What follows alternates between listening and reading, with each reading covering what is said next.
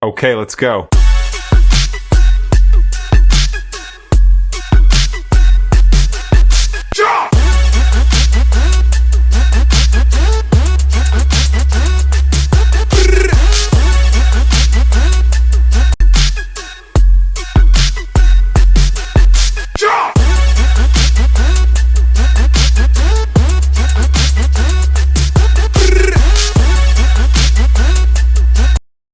Salut à tous. Aujourd'hui, je vais vous expliquer comment faire un feu tricolore dans Tia Portal Siemens. Alors, on va rapidement aller créer un nouveau projet et puis on va réaliser ce petit projet. Alors, on va commencer par ouvrir Tia Portal. Donc, on va venir parmi les différentes icônes de Tia Portal. On va choisir Tia Portal V16. On double-clique dessus et on patiente que l'ouverture se fasse. Alors, on va aller sur créer un nouveau projet.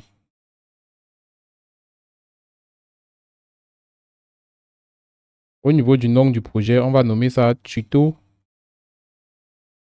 On nomme ça tutoriel feu tricolore. Alors, on va simplement enregistrer au bureau et puis on va cliquer sur créer. Alors ici, on va aller configurer un appareil. On clique sur ajouter un appareil. Ici, on va prendre un Simatic S7200. Donc, on va dérouler, on déroule. On a une liste de CPU. On va prendre un CPU 1215. DC, DC, DC.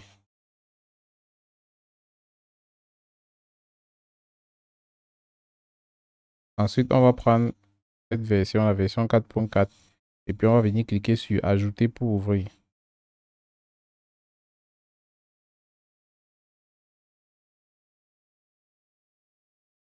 Alors, on va rapidement aller dans le bloc de programme et puis nous allons programmer notre feu tricolore en ladder.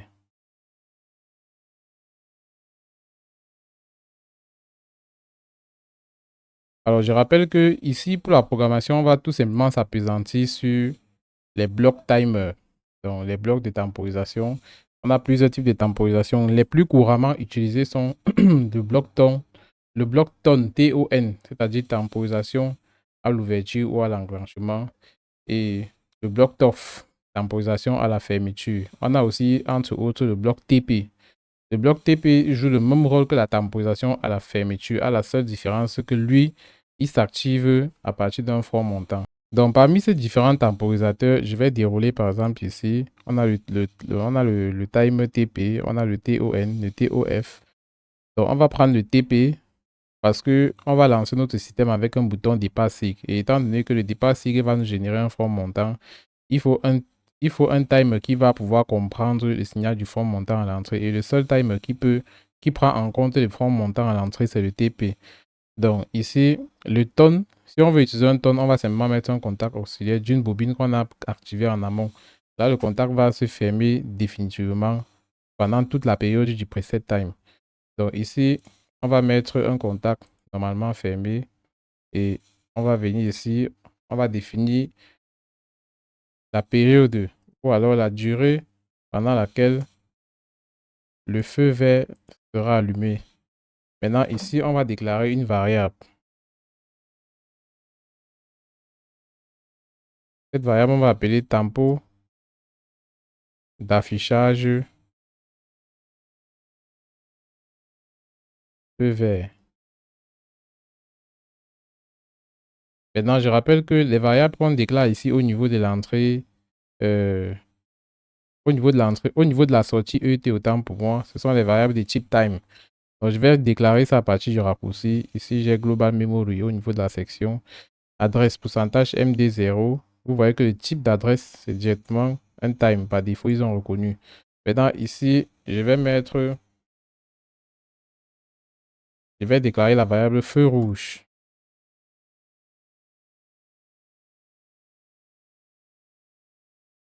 Je vais aller sur définir global memory, une variable booléenne. Et puis, je vais valider. Maintenant, j'aurai besoin d'un bouton pour soit départ cycle pour lancer le système. Ici, j'aurai DCY. Tout à l'heure, je vais vous expliquer pourquoi je mets la variable feu rouge ici. que ça ne vous semble pas biaisé en fait. Donc, ici, j'ai DCY, Global Memory, pourcentage M4.0, je clique sur définir. Ensuite, je vais dire que une fois que la tempo sera écoulée, ça va exciter la bobine qui est à ce niveau ou alors ça va désexciter parce que je vous ai dit que le bloc TP fonctionne comme un bloc TOF. Et le bloc TOF, lorsque tu déclenches l'entrée, la sortie passe directement à 1 et va passer à 0 une fois que la temporisation sera écoulée. Donc, ce qui va se passer, c'est que je vais mettre une bobine à ce niveau et cette bobine, je vais appeler feu vert actif ou alors feu vert allumé. Donc, feu vert actif, c'est mieux. OK. Je fais le clic droit, je vais pas déclarer la variable par le raccourci et puis je valide. Je viens au niveau de la deuxième ligne. Bon, c'est même possible que je fasse tout ça sur un seul réseau. Donc, je vais venir ici, je vais créer une deuxième ligne. Ici, je vais prendre un contact normalement fermé. Et je vais prendre un autre bloc time. Donc, je vais prendre un bloc TP.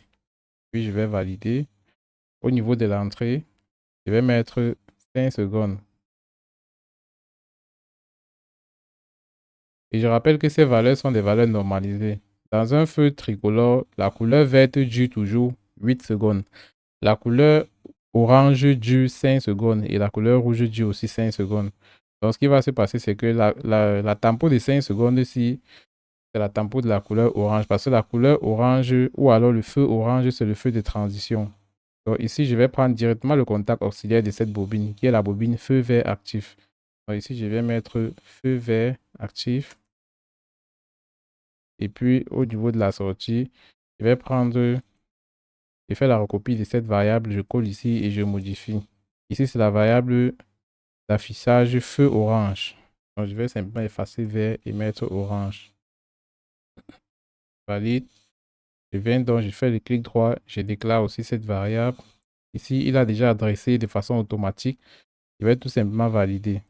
Ensuite, à la sortie de ce bloc TP, nous avons une bobine qui va aller activer le dernier feu qui est le feu rouge. Donc ici, je vais d'abord mettre la variable feu orange actif. Feu orange actif. Je valide. Je fais le clic droit. Je pars déclarer la variable. Et puis, je clique sur définir. Maintenant, je reviens sur la troisième ligne. Je prends le contact auxiliaire de cette bobine. Donc, je vais faire un saut là. Je prends une autre ligne. Je prends un contact normalement fermé. De ce contact, je lui donne l'adresse de cette bobine. Donc, c'est la bobine feu orange actif. Ensuite, je vais prendre un TP. Et puis, je vais cliquer sur OK. Je fixe la période de temporisation 5 secondes. Ici, à la sortie, je vais dire feu rouge.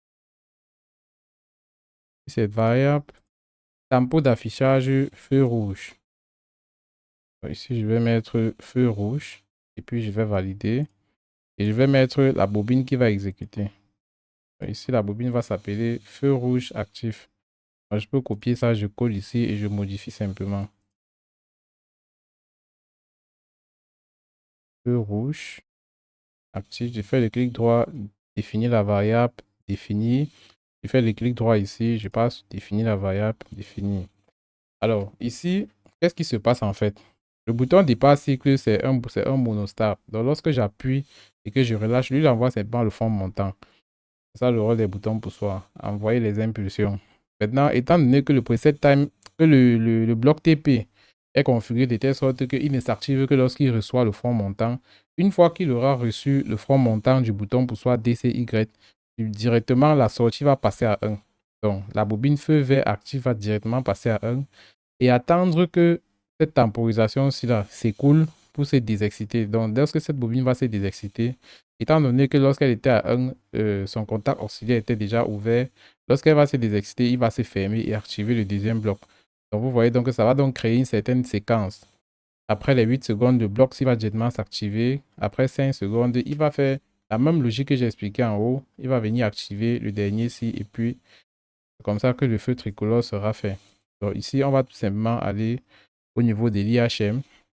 Donc, on enregistre d'abord le projet. On passe sur ajouter un appareil IHM. On va prendre un Comfort Panel. Prenons par exemple un IHM de 9 pouces.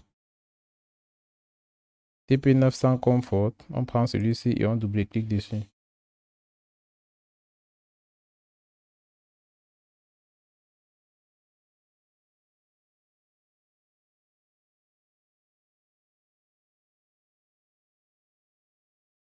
Maintenant, ici, on va établir la liaison entre l'IHM et le PLC.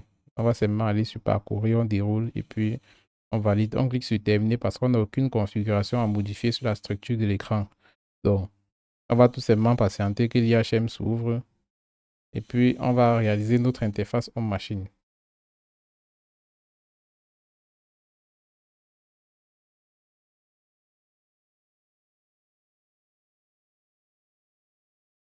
Maintenant, ici, au niveau de l'IHM, on aura simplement besoin d'un bouton pour soit départ cycle. Donc, je vais venir, je vais prendre un petit rectangle, je le positionne à ce niveau. Je viens, je prends un bouton. Je viens, je glisse comme ceci. J'appelle ça DCY. Et puis, je vais augmenter la taille. Je vais venir ici, je prends l'outil pour augmenter la taille. Je clique jusqu'à ce que la taille soit peut-être à 23. OK. Et je vais simplement changer la couleur de fond. Je peux lui donner par exemple cette couleur verte. Et la bordure, je peux mettre par exemple l'épaisseur du cadre du bouton. OK, j'ai mis ça à 2. Maintenant, je vais donc venir, je vais essayer de positionner mon feu tricolore. Donc, pour le feu tricolore, je vais simplement importer une image d'un feu tricolore sur Google et je vais simplement positionner mes voyants dessus pour qu'il exécute le programme que j'ai écrit. Donc, je prends l'outil qui me permet d'importer les images, qui est cet outil-ci. Je le positionne ici à l'écran. Ensuite, je viens tout simplement agrandir et je double-clique dessus. Je pars dans Général. Je viens ici. Le premier bouton, créer un graphique à partir du fichier. Je clique dessus. Cela me permet d'aller sélectionner l'un des fichiers que j'ai dans ma machine. Donc celui-ci, j'avais déjà téléchargé de Google. Je l'importe et puis je le positionne comme ceci. Maintenant, tout ce qui me reste à faire, c'est de positionner les voyants dessus. Donc je vais tout simplement élargir un peu comme ceci. Je vais le cadrer. OK, là, je l'ai recadré. Maintenant, je vais venir prendre 3 voyants. Donc, je prends le premier si je viens, je le positionne comme ceci. Je vais essayer d'agrandir un peu. L'idée, c'est qu'il puisse occuper tout l'espace où il y a les différents voyants là. Là, maintenant, je fais une recopie. J'appuie sur la touche contrôle du clavier et puis je maintiens le clic gauche de la souris pour faire la recopie. OK. Maintenant, une fois que les 3 sont bons, je vais faire l'alignement vertical. Je sélectionne les 3, je clique ici, aligner verticalement. Et puis, je vais venir, je vais augmenter la largeur. Donc ça, c'est l'épaisseur des bordures. J'augmente légèrement, je mets à 2. OK. Une fois que cela est bon, je vais simplement adresser les variables des différents voyants. Donc, je vais venir dans Animation. Je pars dans Représentation. Ici, ça, c'est le voyant du feu vert. Donc, je vais simplement aller chercher la bobine du feu vert. J'ai appelé ça feu vert actif. Donc, je vais venir ici. Je regarde feu vert actif et puis je valide. Maintenant, je vais décider que, bon, chaque fois que la variable feu vert actif est à 1, le voyant va tout simplement changer de couleur. Donc, ça va passer à la couleur verte qui est la couleur du background. Je fais pareil avec le deuxième voyant. Le deuxième voyant, c'est pour la couleur de transition. Donc, ici, c'est la couleur orange. Je vais simplement aller dans Représentation. Je clique ici. Je pars chercher la variable qui est associée au voyant orange. Donc, ici, j'ai feu orange actif. Je valide. Et puis, je fais la même démarche que précédemment. Donc, ici, lorsque la variable a 1, la couleur orange qui va s'afficher. Maintenant, pour le dernier, c'est la couleur rouge. Donc, ici, je pars dans représentation. Je prends feu rouge actif, je double-clique dessus, 0, 1, et puis Je cherche la couleur rouge. Lorsqu'on met 0 sur la première ligne, c'est pour dire que lorsque la simulation va démarrer, tant qu'on ne clique pas sur dépasse, ou alors tant qu'une bobine ne passe pas à 1, lorsque c'est à l'état 0, que les couleurs soient maintenues comme ceci. C'est tout simplement ce que ça veut dire. Donc, ici, je vais réduire et puis je vais placer maintenant les champs des variables dynamiques. Donc, voici par exemple le champ 6. Ça, c'est un champ qu'on appelle champ d'entrée-sortie ou alors les IO files. Donc, lorsque je les positionne, c'est pour qu'ils puissent me permettre de visualiser en temps réel les variables dynamiques qui se comportent dans mon code, qui se pilotent dans mon code autant pour moi. Donc ici, je vais double-cliquer dessus. Je vais aller dans propriétés. Je vais prendre la variable time qui est à la sortie du bloc TP. Donc, ici, je vais aller dans général. Et puis, je pars dans variable. Le premier bloc, c'était le bloc TP du feu vert. Donc, je vais aller dans tempo d'affichage feu vert. OK. Je sélectionne simplement ça. Et ici, j'ai réduit la taille des caractères. Je mets par exemple à 4. Je valide. Et je vais centrer ça. Centre par exemple comme ceci. Et pour la taille, je peux mettre ça à 14. Ou alors à 15, c'est bon. Donc, ici, au niveau de mode entrée ou sortie, entrée, sortie, je vais mettre simplement sortie parce que ça va juste m'afficher les valeurs que j'ai déjà mis dans le code. Donc, je n'ai aucune modification à faire. Ici, je vais simplement faire la recopie de cette variable. Donc, je fais la recopie, je glisse, je dépose là. Je fais pareil à ce niveau, je glisse, je dépose comme ceci. Maintenant, je règle l'alignement vertical. Je sélectionne tout ça, je viens ici, je clique là et puis tous les champs s'alignent verticalement. Maintenant, les autres champs, je n'ai pas encore adressé les variables. Donc, je vais simplement venir dans Général. Ici, c'est tempo d'affichage feu orange. Donc, c'est ça que je vais aller chercher. Tempo d'affichage feu orange. Je double-clique dessus. Et puis, je vais aussi changer la dernière variable. Ça, c'est tempo d'affichage feu rouge.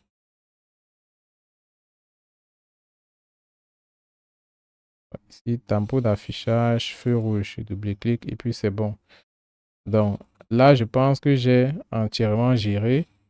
Maintenant, le bouton dépasse cycle, je peux simplement le décaler un peu comme ceci. Je crois que tout est bon. Je peux changer la couleur de fond de mon projet. Je viens là.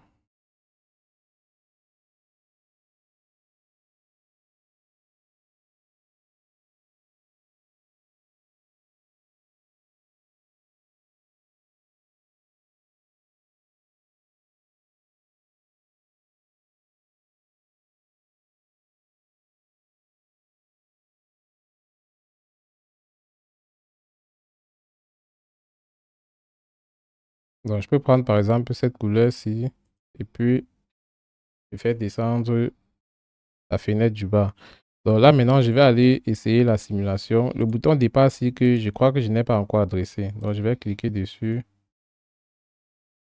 Je vais aller dans événements. Étant donné que c'est un fond montant, je vais le configurer de telle sorte qu'il va envoyer une impulsion. Donc ici, j'ai mis à 1 du bit. Et ici, j'ai remis à 0, R à Z. Alors, pressé, je vais aller chercher la variable DCY, la variable API, et double-clic. Et ici, je vais aller sur relâcher. Ici, j'ai mis DCY dans pressé. Ici, je mets DCY sur relâcher. Et puis, c'est bon. Maintenant, je vais aller enregistrer. Ensuite, je reviens dans le main. Je lance la simulation.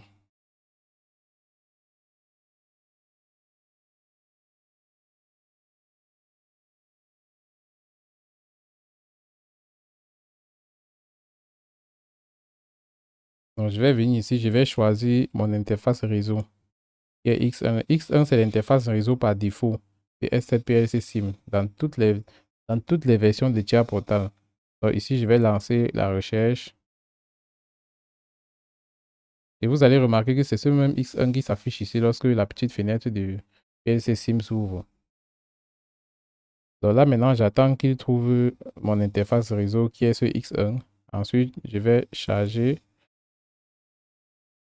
Donc là, je suis en train de charger la configuration dans l'automate virtuel. Après cette configuration, je vais aussi charger le code dans l'automate virtuel.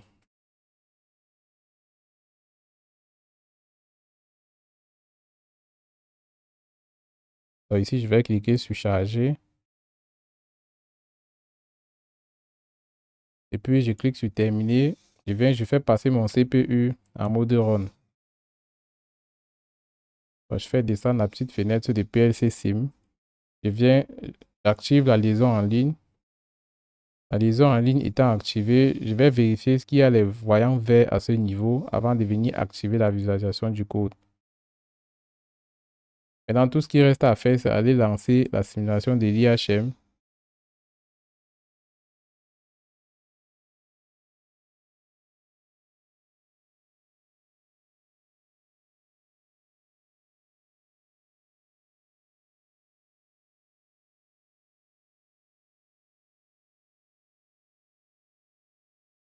OK.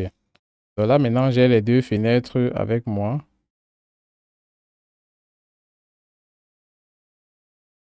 Voilà. Donc, je vais un peu faire apparaître la fenêtre de l'IHM et aussi celle du code. Donc, l'idée ici pour moi, c'est de cliquer sur DCY et de me rendre compte en fait que mon feu tricolore est en train d'exécuter le code que j'ai écrit. Donc, le code doit fonctionner de telle sorte que le feu vert va d'abord s'allumer et prendre une temporisation de 8 secondes. Après 8 secondes, il va s'éteindre pour laisser place au feu orange. Et après 5 secondes, le feu orange va s'éteindre pour laisser place au feu rouge. Donc, ici, on clique sur DCY et on constate effectivement que la tempo est en train d'incrémenter. Et je rappelle que cette valeur en millisecondes. Donc, ici, vous voyez qu'après 8 secondes, subitement, le feu vert s'est éteint et on est passé au feu orange. Après 5 secondes, on est passé au feu rouge. Donc là, c'est comme ça que le cycle fonctionne. Et pour que le cycle recommence, il faut que je presse encore DCY parce qu'il n'envoie que le front montant. Et ce n'est pas un cycle bouclé. Pour que le cycle soit bouclé, il faut que la variable DCY soit maintenue à 1. Donc, il faut que ça soit plutôt un bit bistable à la place d'un monostable. Donc ici, je vais cliquer sur DCY et je revois avec vous. Ici, on a 1, 2, 3, 4, 5, 6. Et une fois que ça sera à 8, la bobine, si c'est désexcite, et le contact, si qui s'était ouvert, va plutôt se fermer et démarrer le comptage du deuxième bloc. C'est comme ça que ça fonctionne. Donc, le TP fonctionne exactement comme le TOF, comme la temporisation à la fermeture. Quand on parle de temporisation à la fermeture, ça veut dire que dès que tu lui donnes l'impulsion, la sortie passe directement à 1 en attendant que le timer s'exécute pour se désexciter. Donc, dès que je clique sur DCY, la sortie passe directement à 1. Après le timer, ça va directement se désexciter. Et ici, on voit effectivement que ça se ferme et le deuxième bloc se met en marche. Donc voilà un peu comment fonctionnent les feux tricolores dans TIA Portal. Le prochain tutoriel que nous allons faire, c'est les feux de carrefour. Et je vous assure que j'ai essayé de regarder les différents feux de carrefour qu'il y a sur YouTube. C'est difficile de trouver un tutoriel qui explique parfaitement les feux de carrefour. Donc moi, je me suis dit que je vais m'asseoir et je vais faire un très bon tutoriel sur les feux de carrefour. Et ça sera l'objet de mon prochain tutoriel. Donc restez scotché sur ma chaîne et vous allez voir ce tutoriel la prochaine fois. Donc je vais déposer. Okay, let's go.